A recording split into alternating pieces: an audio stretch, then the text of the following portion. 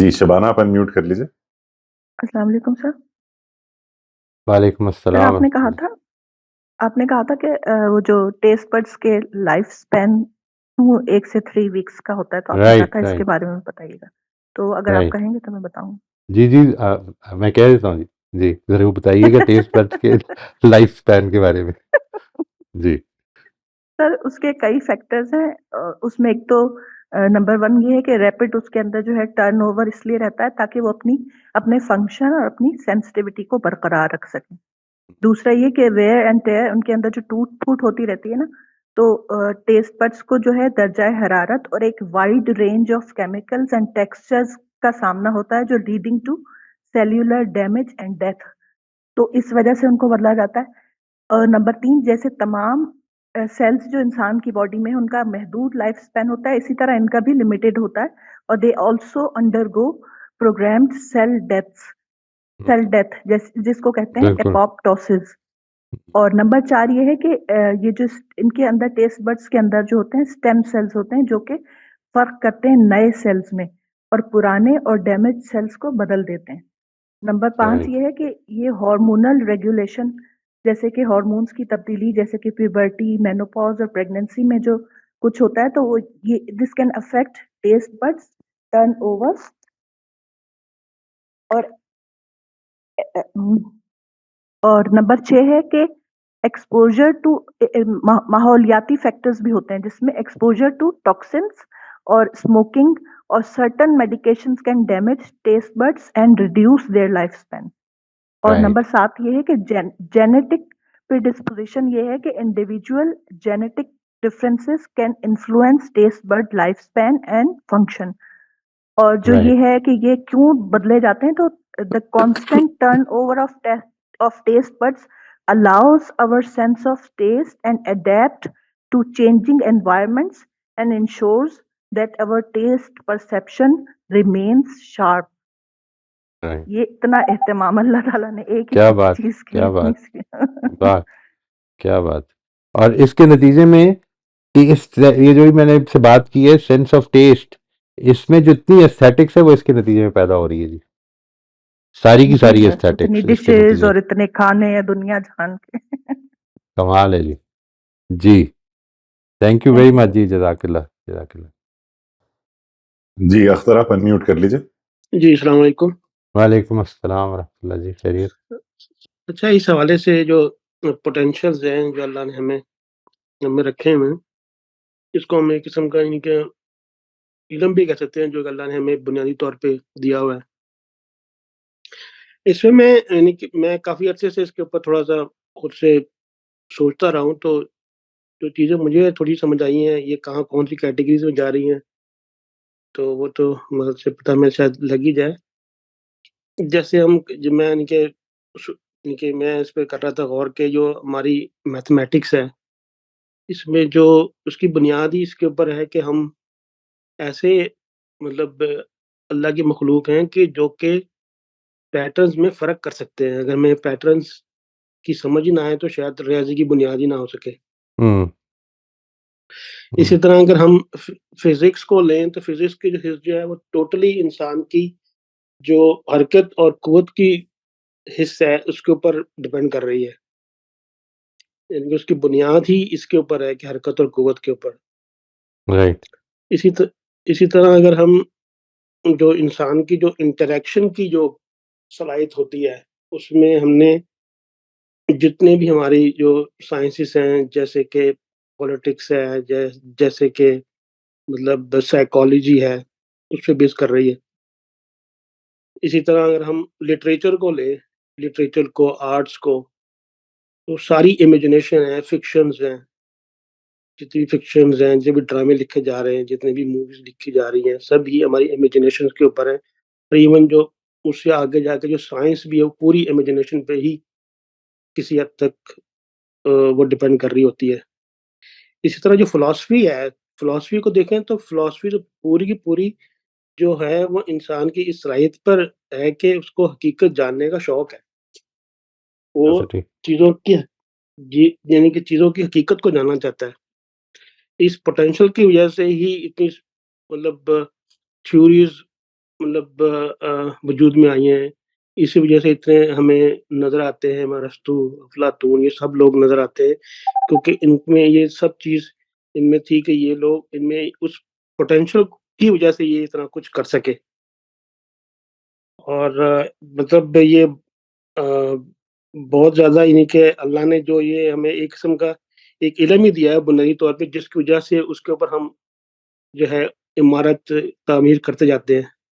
Otherwise तो बहुत मुश्किल है, यानी कि बंदा सोचे कि अगर हमें इंसान जो है दिन में मैं मतलब उसके ऊपर एआई पे कहीं पढ़ रहा था कि इंसान का जो दिमाग है वो मतलब पूरे एक 24 घंटे में 35,000 फैसले करता है। जी। यानी कि कंटिन्यूअसली हम लोग जो है कुछ फ़र्क कर रहे होते हैं, पैटर्न को समझ रहे होते हैं और हमें एहसास भी नहीं हो रहा कि हम क्या कर रहे हैं। तो सारी ये चीज़ें जो हैं ये यानी कि बहुत ही ज़्यादा ही इंसान को जो है मतलब खुद की पहचान और साथ-साथ अल्लाह की भी पहचान करवाती है कि ये कैसे हो रहा है। बात ज़्यादा बिल्कुल सही, बिल्कुल सही है।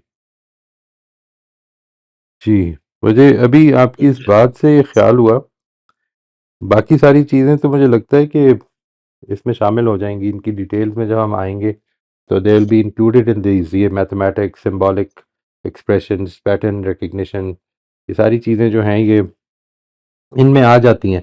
लेकिन I think one of the qualities that might be added, जो अभी सारी बात आपने की है, मैं शायद आपने उसको इन अल्फाज में नहीं किया, लेकिन उससे ये डिराइव किया है मैंने कि एक पोटेंशियल जो है, जो कि शायद मैं मिस कर रहा हूँ, वो है क्यूरियोसिटी, जो असल में सबकी बिल्कुल बुनियाद है। एग्ज़ैक्टली वो जी, सब चीज़ों की सवाल करने की बुनियाद है। सलाहियत।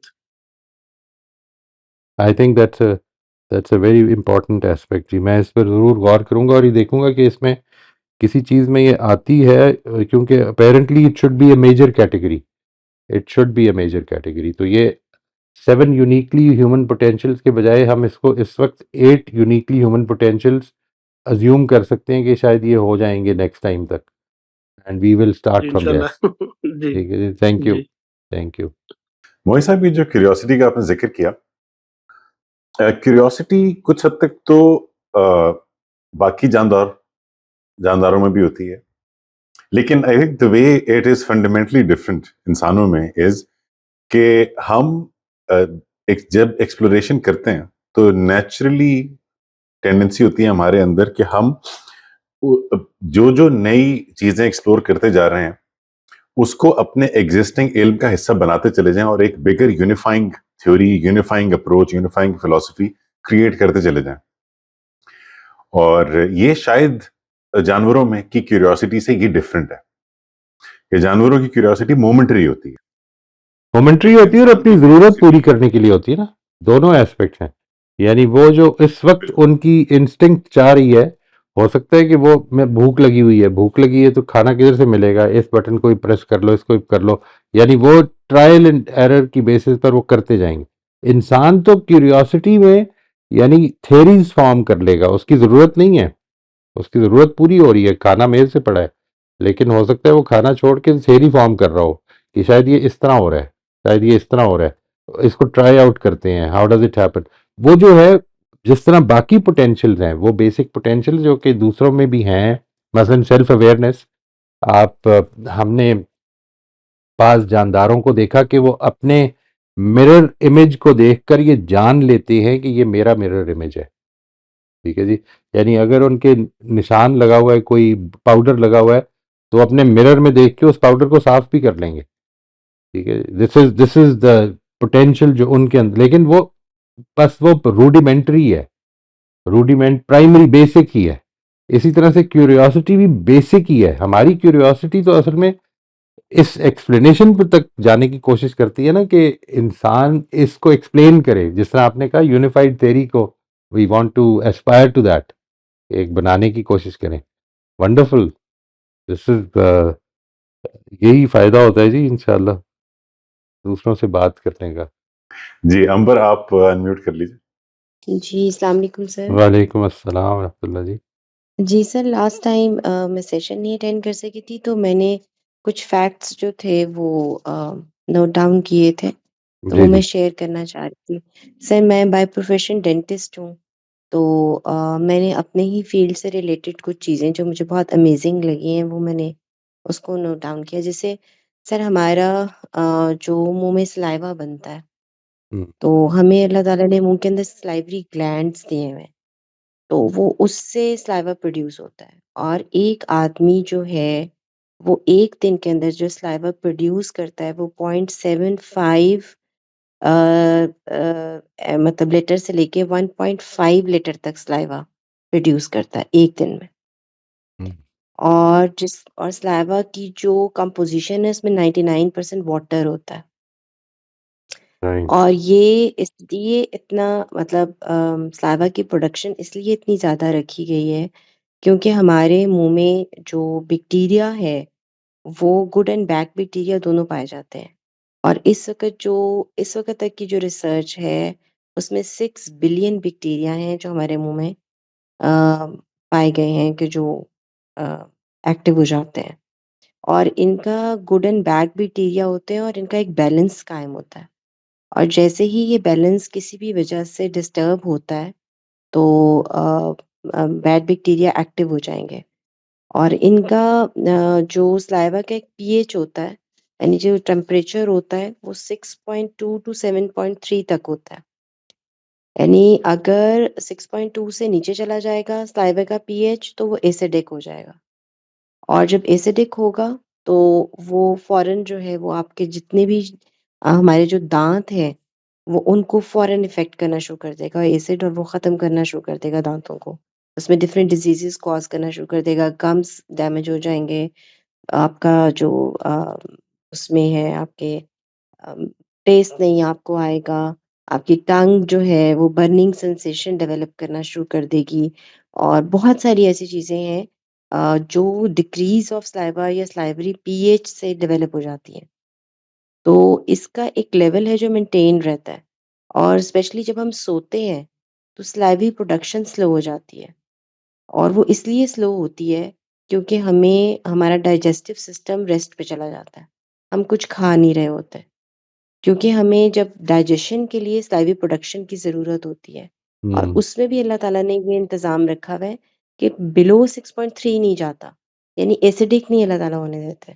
उसकी एक पीएच लेवल मेंटेन रहता है, ताकि वो इतना एसिडिक ना हो जाए कि रात में बैक्टीरिया इतने एक्टिव हो जाएँ कि वो आपके दाँतों को जो है ना वो नुकसान पहुँचाना शुरू कर दें। फिर सर जो हमारा दाँत का जो सबसे बाहर वाली जो लेयर होती है, उसको हम एनेमल बोलते हैं। वो हार्डेस्ट सब्सटेंस है ऑफ द ह्यूमन बॉडी, ठीक है? इवन बोन से भी ज़्यादा हार्डेस्ट है। लेकिन उसके अच्छा। अंदर ये एबिलिटी नहीं है कि वो खुद से खुद रिपेयर हो सके। यानी कि अगर उसमें कैविटीज़ बननी शुरू हो जाती हैं या प्रॉब्लम हो जाएगा, तो वो आपको उसके लिए जाना पड़ेगा डेंटिस्ट के पास या डॉक्टर के पास उसकी रिपेयर्स के लिए, और इस तरह उसमें ये एबिलिटी नहीं होती है। तो सर उसके लिए वो यही है कि आप जाएँ और उसकी कैविटीज़ और वो सारा कुछ जो भी उसके प्रॉब्लम्स हैं उनको जो है वो कराएँ। सर अभी टाइम अप हो गया है। अ, इसमें कुछ और फैक्ट्स भी हैं, अगर आप कहते हैं तो मैं बयान कर देती हूँ, वरना जी, अदरवाइज़ मैं जी। यहाँ पे स्टॉप कर देती हूँ। नहीं, नहीं, आप बताइए। सर हमारे ना मुँह के अंदर एक एन हर शख्स एनामल के एनामल का आप मुँह बता रही थी कि वो होता है, हार्डेस्ट सब्सटेंस होता है, इसका फ़ायदा क्या होता है? इसका फ़ायदा ये होता है कि ये जो हमारे मुँह के अंदर एसिड और जो अल्कलिनिटी होती है, अगर एसिड जैसे ही हम फूड कोई स्टार्ची लेंगे, शुगरी लेंगे, कुछ भी लेंगे, तो वो उसको रेज़िस्ट करता है। यानी एक ख़ास टेम्परेचर तक एनामल रेज़िस्ट करता है उसको। और उसका जो है अगर वो उससे कम हार्ड होगा, तो मतलब उसमें वो फ़ौरन जो है वो डैमेज होना शुरू हो जाएगा। एक तो ये है उसमें, और दूसरा ये है कि हम हमारे दाँतों के ऊपर एक बहुत थिन फ़िल्म बैक्टीरिया की जो है वो जमा हो जाती है। यानी ये हर शख़्स के मुँह में होती है, जिसको हम प्लाक बोलते हैं आम ज़ुबान में। तो वो जो थिन फ़िल्म ऑफ बैक्टीरिया है, वो अगर मतलब उसको अगर हम ब्रश के साथ साफ़ ना करें, तो हम कहते हैं कि ट्वाइस अ ब्रश या ब्रशिंग बहुत ज़रूरी है। इसलिए ज़रूरी होती है कि वो हमारा जो सलाइवा है जिसमें 99% वाटर भी है और जिसमें और भी बहुत सारी चीज़ें हैं, जब उसको वॉश आउट कर रहा होता है बैक्टीरिया को, तो वो फिर भी वो एक थिन फिल्म दाँत के ऊपर रह जाती है। तो फिर हम कहते हैं कि इसको जो है ब्रशिंग के साथ इसको उतारें ताकि आपका ये बैक्टीरिया यहाँ पर ग्रो ना करे। क्योंकि अगर वो हुँ, रह जाएगा, तो फिर वो जैसे ही आपका एसिड लेवल या पीएच लेवल ज़रा-सा भी ऊपर-नीचे होगा, तो वो फ़ौरन एक्टिव हो जाएगा और वो ज़्यादा होना शुरू हो जाएगा। हुँ, एक तो सर ये कुछ अमेज़िंग फैक्ट्स थे जो इसके थे। दूसरा सर जो हमारे दाँत हैं, उस हमारे पास जो है अम हमारे पास जो दाँत है, हमारे पास कुछ इंसाइज़र्स जिनको हम बोलते हैं, वो 8 दाँत हैं, 4 हमारे दाँत ऊपर होते हैं और 4 नीचे और इनकी शक्लें बिल्कुल मुख्तलिफ होती हैं। यानी ये बिल्कुल फ्लैट आप देखेंगे कभी दाँत में तो ये थोड़े-से फ्लैट शक्ल के होते हैं और इनका काम होता है, ये सिर्फ़ बाइट करते हैं और कट करते हैं फूड को। इसी तरह इंसिजन्स। जब आप केन फिर उसके बाद एक कोनिकल टाइप दाँत होते हैं जो आपके बिल्कुल कॉर्नर्स पे होते हैं। हुँ, हुँ, उनको हम केनाइन्स बोलते हैं। जो केनाइन्स होते हैं वो शार्प होते हैं और वो कर्व के ऊपर होते हैं और वो टियर करते हैं। फूड को टियर करने में आपको हेल्प करते हैं। ठीक है? उसके बाद फिर प्रीमोलर्स आ जाते हैं। प्रीमोलर्स की भी शेप बिल्कुल डिफरेंट होती है। यानी वो दरमियान में करके होते हैं, उनकी शेप डिफरेंट सी होती है और वो भी 8 दाँत होते हैं हमारे जो ऊपर-नीचे हमारे मतलब उसमें, वो उस क्रश करते हैं और टियर करते हैं। वो हुँ, दोनों काम करेंगे। और फिर लास्ट में हमारे पास मोलर्स होते हैं। मोलर्स जो हैं वो सबसे बड़े दाँत साइज़ में सबसे बड़े होते हैं दाँत और वो हमारा जो ग्राइंड भी करते हैं, क्रश भी करते हैं और च्यू भी करते हैं फूड को। यानी हुँ, च्यूइंग में भी हेल्प करते हैं। यानी सबकी शेप्स डिफरेंट हैं, सबके काम डिफरेंट हैं।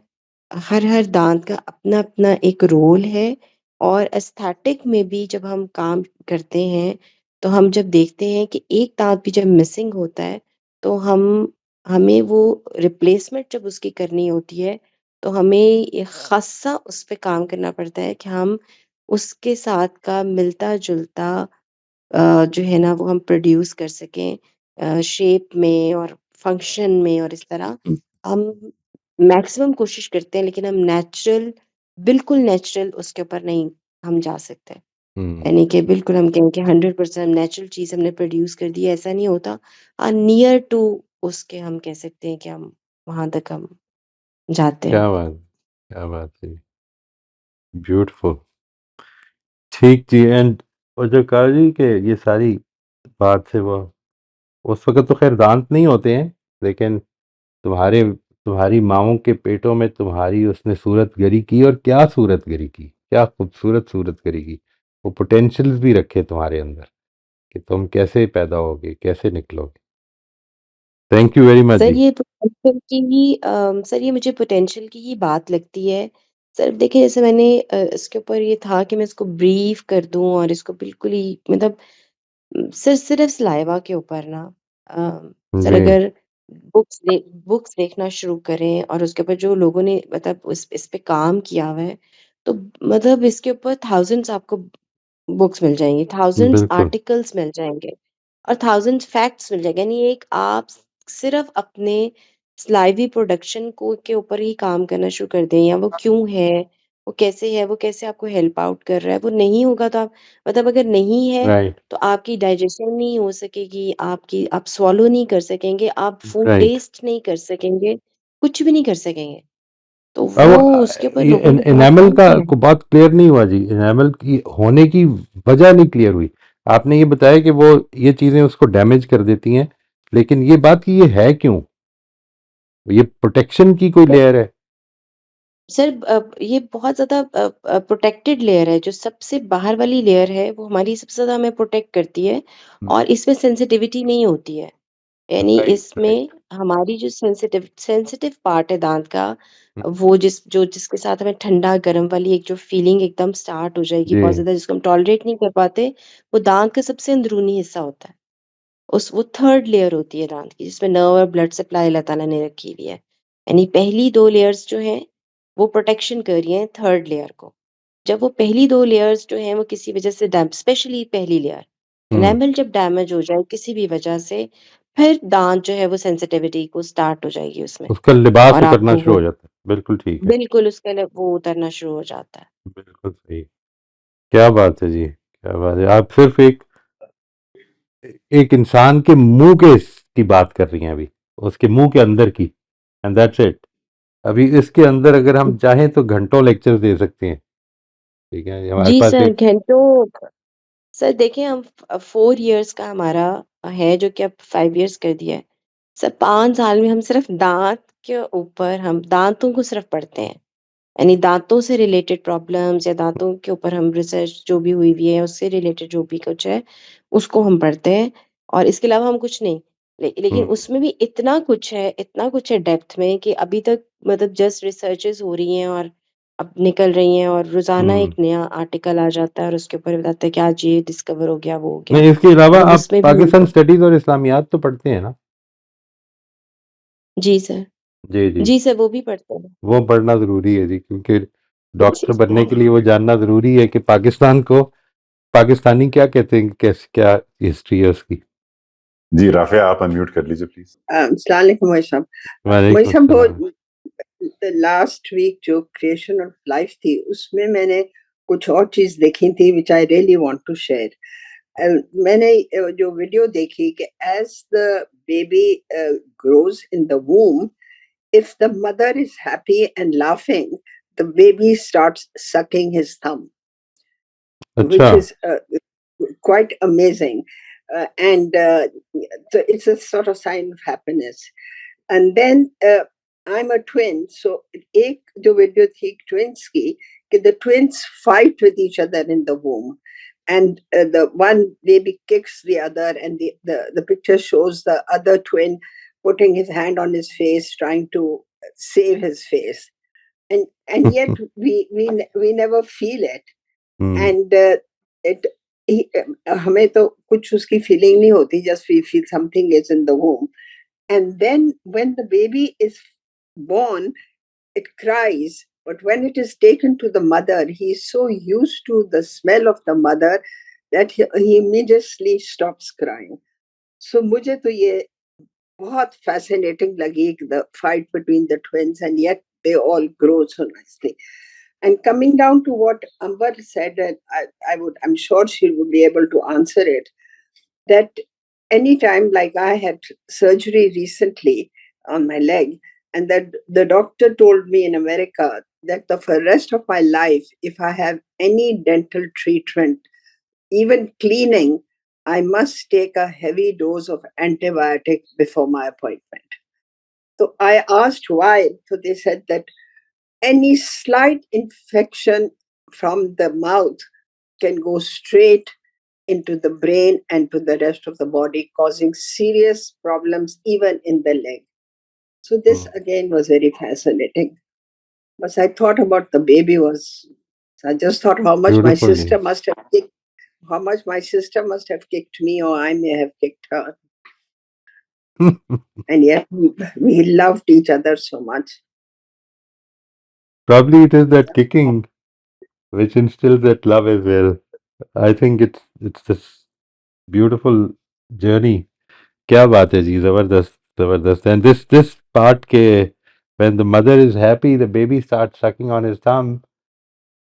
Um, it it shows that the baby is happy too, which is so Yeah. beautiful.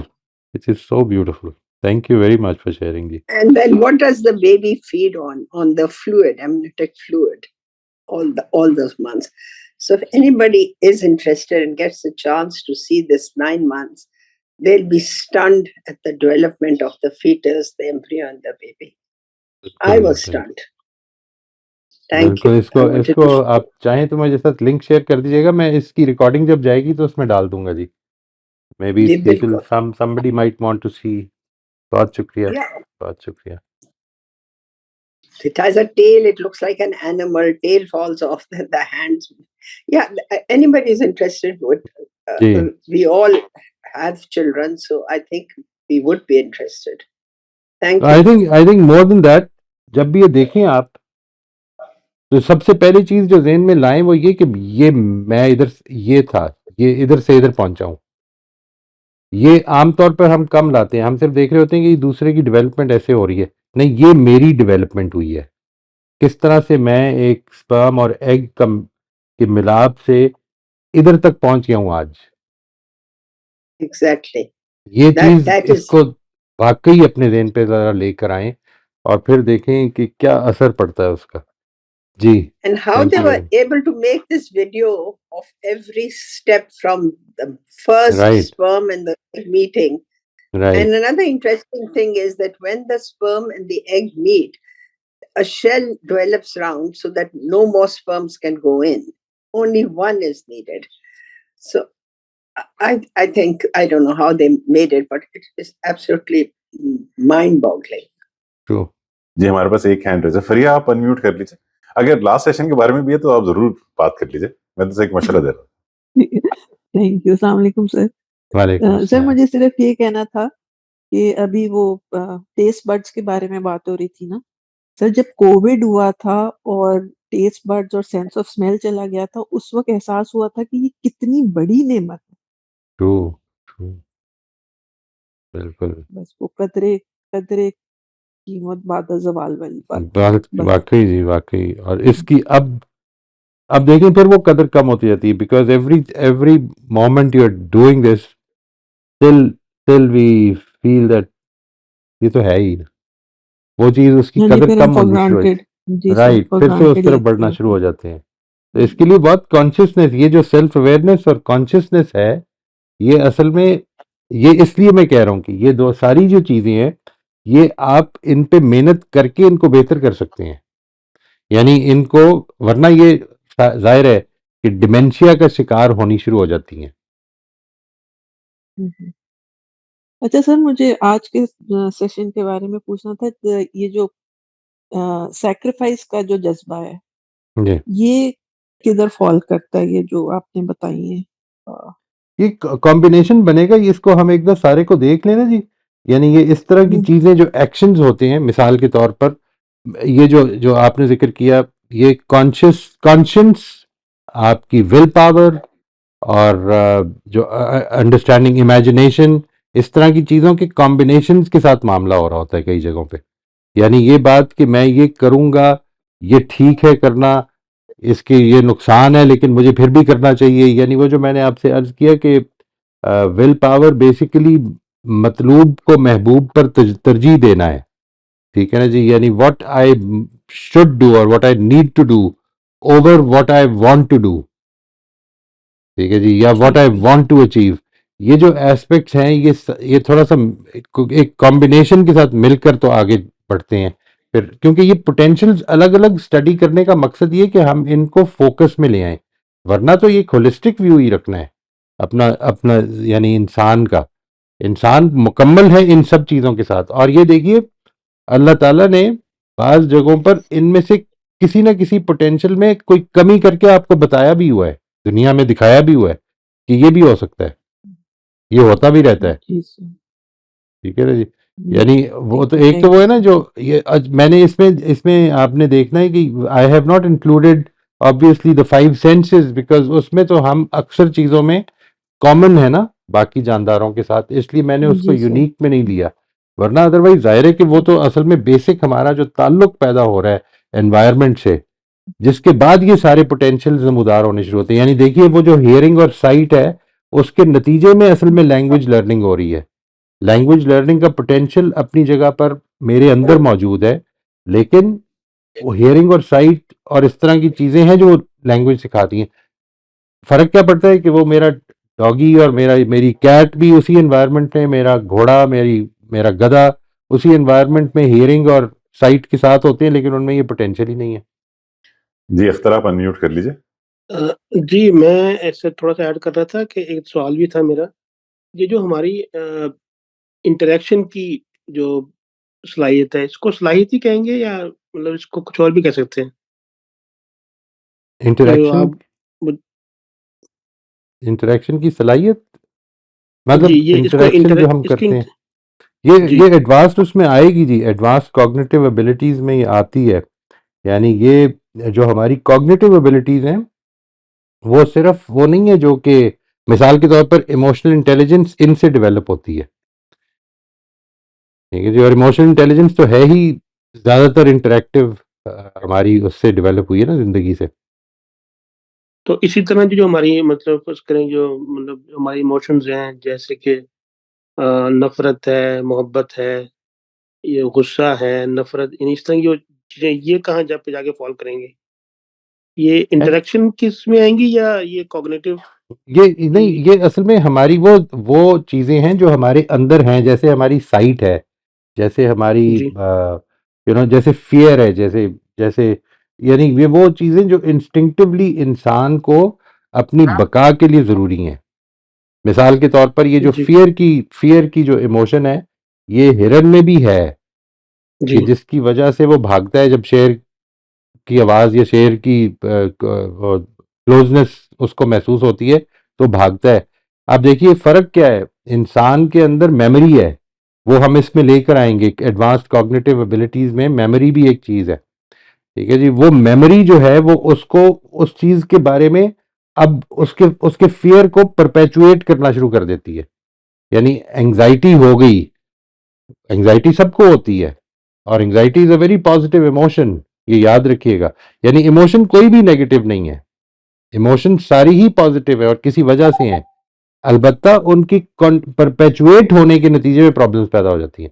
और वो परपेचुएट कैसे करते हैं आप, वो हमारी हमारी गलत इस्तेमाल है अपनी सेल्फ अवेयरनेस का। अच्छा एक और चीज़ जो मैंने इस पॉइंट ऑफ व्यू से जब मैं कुरान मजीद को जब मैं पढ़ता हूँ तो मुझे ये बड़ी हेल्प मिलती है जब आप इन सलाहियतों को सामने रखते हैं अपनी, तो ऐसे फ़ील होता है कि जो कुरान है या जो अल्लाह है हमसे जब कुरान के ज़रिए मुख़ातिब होता है, तो वो अ, मतलब जो उसकी बेस होती है जहाँ पे वो हिट कर रहा होता है ना, वो आपकी इन्हीं सलाहियतों को ही हिट कर रहा होता है।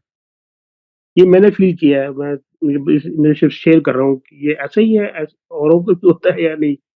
मुझे नहीं यानी कि जो यानी यानी कि ये जो बे यानी कि जो यानी कि हम जो हमारी जो कैपेसिटीज़ हैं या जो हमारी सलाहियतें हैं, जो हमारा इल्म है, जो अल्लाह ने हमें दिया है, तो वो उसकी बुनियादों को जाकर खिताब कर रहा होता है। ऐसा ही होगा जी। यानी कि यानी वो चीज़ मूव करने वाली चीज़ बन जाए, ऐसा ऐसा जी, खिताब होगा ना। यानी वो क्रिएटर से ज़्यादा तो कोई नहीं जानता इंसान को।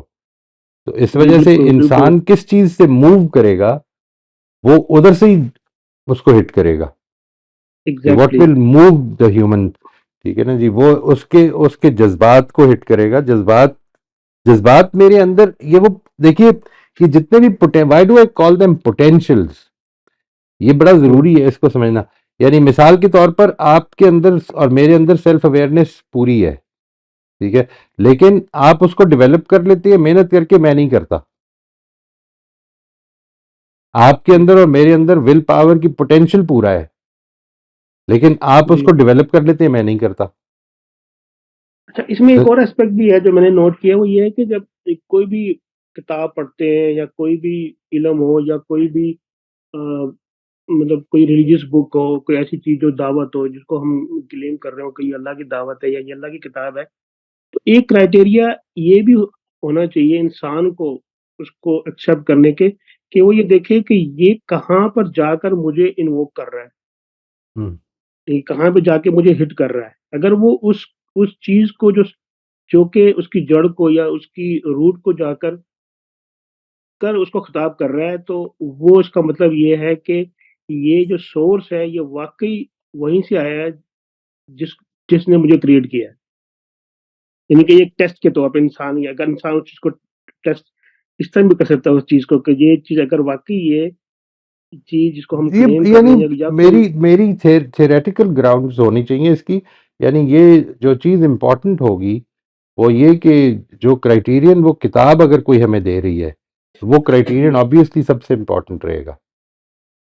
वो क्राइटेरियन क्या है, तो किस बेसिस पे वो इस दावत को प्रेजेंट कर रहा है, किस बेसिस पे वो इस दावत को डिवाइन करार दे रहा है, ये सारी चीज़ें जो हैं, ये मेरा ख्याल है ये बात आपकी ठीक है। If we were to theorize about it तो ये बड़ी इंपॉर्टेंट चीज़ हो सकती है, लेकिन वो जब आपको पता चल गया, अगर मैं ये डिसाइड कर सकूं let's say if I can decide कि ये वो जगह होती है जिधर से इंसान को अप्रोच करना चाहिए, तो फिर इसका मतलब है कि मेरे राइटर्स उसको अप्रोच करने लग पड़ेंगे, इंसानी राइटर्स भी अप्रोच करने लग पड़ेंगे। यानी वो तो एक डिटर्मिनेशन है ना जो मैंने करनी है। यानी इंसान जो इंटरेस्टिंग चीज़ है, जो मेरे लिए बड़ी इंटरेस्टिंग रहती है हमेशा ही, वो ये कि every day when I read the Quran मुझे लगता है कि यार ये पिछली दफ़ा ये तो नोटिस ही नहीं किया था, ये तो गौर ही नहीं किया था। इंसान इतना लिमिटेड पर्सपेक्टिव के साथ चीज़ों को देख रहा होता है कि अगली दफ़ा वो पर्सपेक्टिव ज़रा सा इधर से उधर हो जाए तो इंसान वही होता है, पर्सपेक्टिव थोड़ा सा चेंज करता है और चीज़ें बिल्कुल चेंज हो जाती हैं। तो यानी कि इसको ऐसे भी कह सकते हैं, अगर मैं गलत हूँ तो मुझे ठीक कर दीजिएगा प्लीज, कि यानी कि कुरान मजीद में ये है कि अल्लाह हर दिन अपनी एक नई शान में होता है, तो इंसान भी हर दिन नई शान में होता है। नहीं, वो और चीज़ है, अच्छा, वो वो चीज वाली है। शान और चीज़ है। ये इंसान की लिमिटेशंस है, इंसान के ऊपर होने वाले वाकयात, उसकी सिचुएशंस, उसकी सेहत, उसकी हार्ट बीट, उसकी सोच, ये उसके ऊपर असर डाल देती है। यानी वो यानी एक कि असर होलिस्टिक जी जी जी। होलिस्टिक व्यू नहीं ले सकता, कभी भी नहीं ले सकता अच्छा। ये बात। यानी आप एक एनवायरनमेंट में एक वाक्य को एक्सपीरियंस कर रहे हैं, लेकिन आपका पूरा एक्सपीरियंस पूरा वाकया है ही नहीं। यानी ये सबसे पहली जो अपनी लिमिटेशन है वो तो ये मान लें। यानी इस जी मौके बड़ी छोटी सी मिसाल है, आप 5 मिनट का एक सेशन रखें, 5 मिनट के बाद उसको बंद कर दें, रिकॉर्ड ना करें उसको, और उसको फिर जितने भी पार्टिसिपेंट्स हैं उन सब से सुने, बल्कि उनसे कहें कि लिख के भेज दें कि उन्होंने क्या सुना। आप देखेंगे कि हर एक ने डिफरेंट चीज लिखी होगी। ये कि है हर उसकी कोई लिमिटेशन। मोमेंट डिफरेंट है हर किसी के। वो अपने अपने माइंड से परसीव करता है उस पूरे वाक्य को। यानी इस कमरे को मैं इधर रोज आता हूँ, रोज बैठता हूँ, और इधर रोज काम करता हूँ, और पिछले कई बरसों से कर रहा हूँ, लेकिन आप मेरे से कहेंगे इस कमरे को एक्सप्लेन करो, पूरा एक्सप्लेन नहीं कर सकता। जी सही है। मुझे चंद चीजें याद होंगी इसकी, मैं कर ही नहीं सकता, ये मेरे पास एबिलिटी ही नहीं है। प्रॉब्लम ये है, ये जो हम साइंस अच्छा अभी बयान कर रहे हैं, ये जी। जो जिंदगी की बका का पूरा इंतजाम बयान कर रहे हैं, ये सिर्फ वो चीजें हैं जो हमारे नोटिस में आई हैं। मैं इंसान की बात कर रहा हूं जी, जनरली टोटल ह्यूमैनिटी की, कि हमने जी हमने जी ये हमारी टोटल ह्यूमैनिटी के लेवल पर ये हमारी एब्स्ट्रैक्शंस हैं।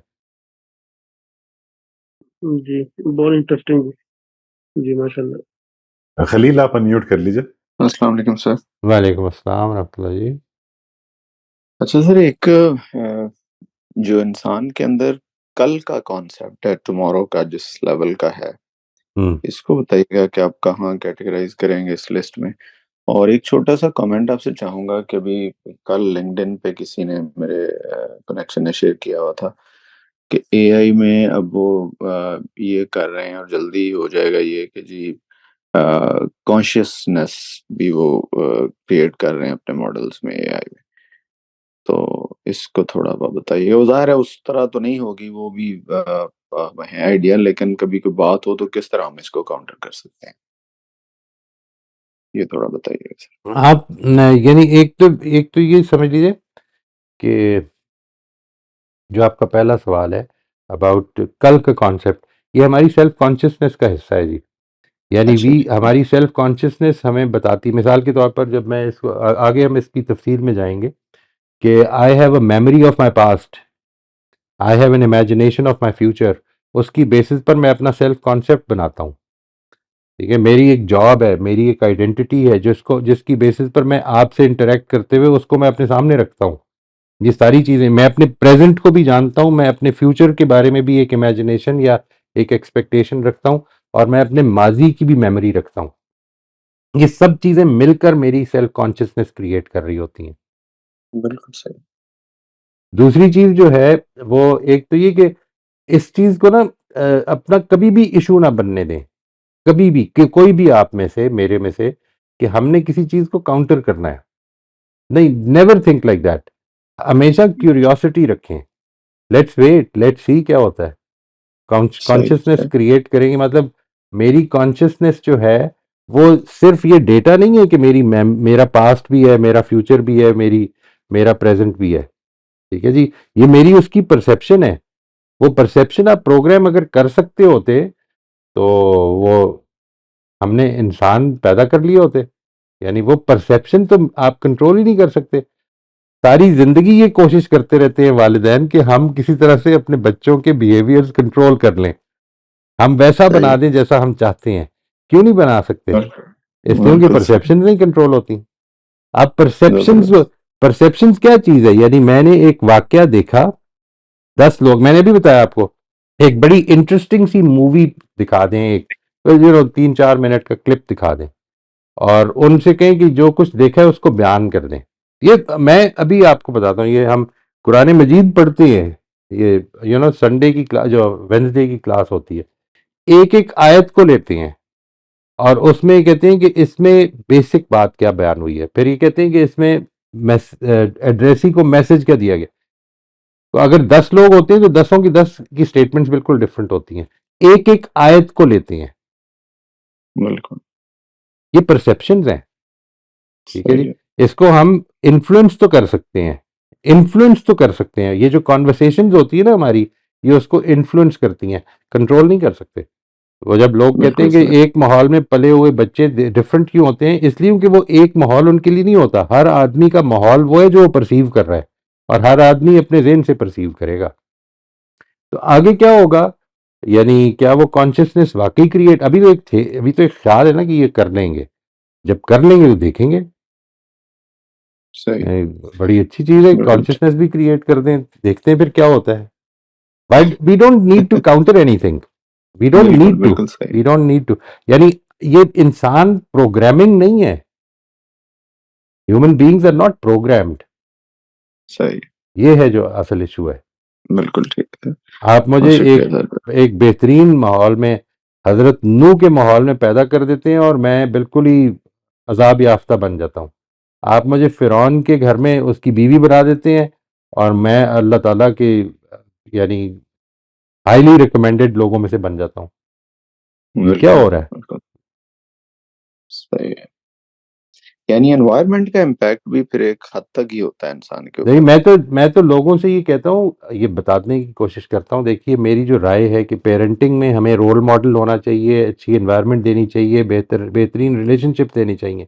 ये इसलिए नहीं कि इसके नतीजे में इंसान साजी होगी, इसलिए क्योंकि ये मेरी जिम्मेदारी है। इसके नतीजे में कुछ अच्छे लोग पैदा होंगे, कुछ।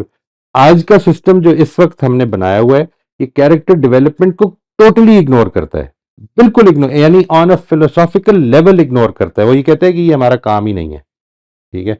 अच्छा, वो इसकी इस और जब ये समझ लिया जाता है तो कैरेक्टर डेवलपमेंट पे ये सिस्टम एक नेगेटिव इम्पैक्ट कर रहा है बुरी तरह से, लेकिन उसके अंदर से ही बेहतरीन लोग प्रोड्यूस हो जाते हैं।